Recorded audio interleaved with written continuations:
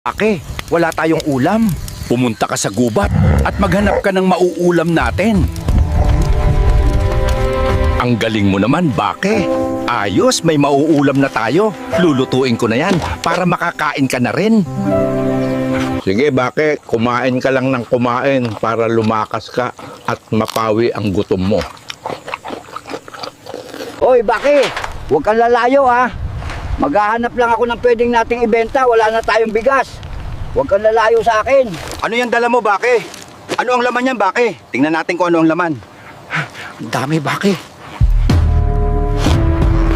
Uuwi na tayo, Baki.